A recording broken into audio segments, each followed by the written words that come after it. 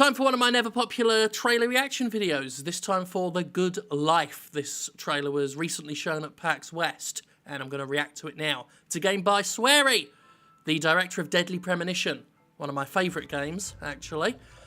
Oh, there we go, a completely new mystery from the creator of Deadly Premonition. One of the few games in the world to live up to the legend of so bad it's good. Everything about that game is wrong in some way, but it just works out fantastically.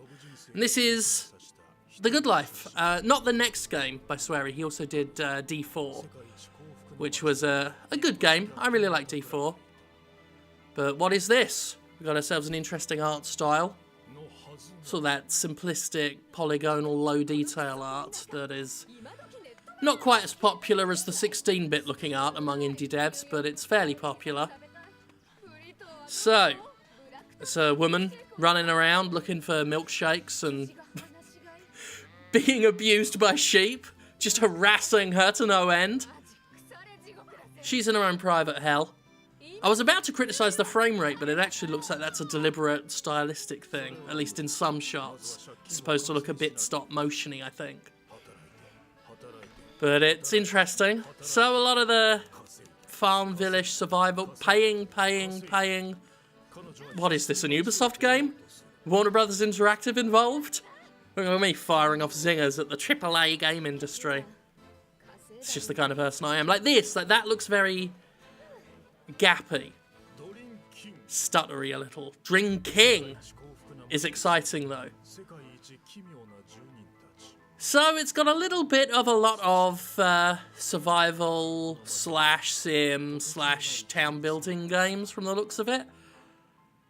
But of course it's Swery 65, so there's got to be some mystery involved. Oh yeah, I somehow forgot that this is the game where they turn into cats. You actually turn into cats. Don't know if you knew that about this game.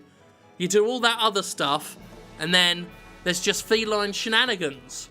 People become cats at night. Why not? Why not, I say? The happiest town in the world will change your life forever.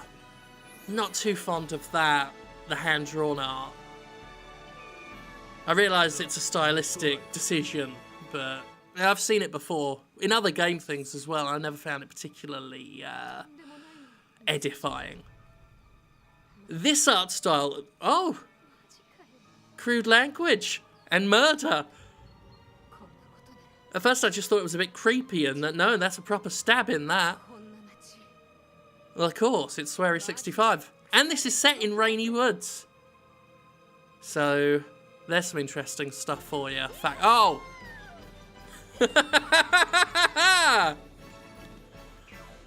Good. Oh yeah, it's on Fig. It's another one of those crowdfundy things. A fucking mosquito bit me in the neck this morning. Like, actually on the neck. Like some six-legged little vampire. That's got nothing to do with this trailer, but I had to fucking say it somewhere. Had to fucking talk about the fucking mosquito vampires in the south now, of fucking course. Anyway, that's The Good Life. As I was saying before I was interrupted by the sheep riding exhibition, it's set in rainy woods, which is interesting for fans of Deadly Premonition, because that is what Deadly Premonition was going to be called before it was Deadly Premonition. Also, it was the name of the city that Deadly Premonition was set in originally, before they changed it to Greenvale, if memory serves. It's been a couple of years, but I think it's called Greenvale. It was originally called Rainy Woods. The protagonist looked very different. Actually, I don't know, if you've never seen the original trailer for Deadly Premonition, I'll have it running while I'm talking. Very different looking game. Unless I can't find that trailer, in which case you won't have seen that. Maybe some screenshots or something. I don't know. Anyway, we're talking about The Good Life. It's no secret that I'm a fan of Swery's work, and so The Good Life is an interesting prospect to me, even though some of that stuff I've seen before, like the idea of earning money and doing the menial tasks and stuff, that all looks a little bit rote. However, if I'd have described Deadly Premonition to you as, oh, it's an open world game and you're a detective and there are killings and zombies in it, like, on paper it sounds really dull. And when you first start playing Deadly Premonition, sorry, I knocked my cup. When you first start playing Deadly Premonition, the first, like, 20 minutes, I'd say, until you get into the town and really see what the game's got to offer. There are hints before then, just enough to keep you playing, but the first impressions aren't great. It's a linear, straightforward, rather generic corridor shooter with grudge zombies. And when you first start playing it, you're really thinking to yourself, is this going to get any better? And it just gets so much better. And if I know sweary, then the exciting part about this is he's showing us some weird stuff, turning into cats, murders in the pond, but then what is he not showing us? What is going to surprise and delight and just make me sit there and think, what the fuck am I looking at? Because I had that with Deadly Premonition, I had that with D4, I've had that with pretty much anything Sweary does, including his own Twitter feed. Also, Conrad pointed out that you've got to buy stuff for Menstruation, which might be a first?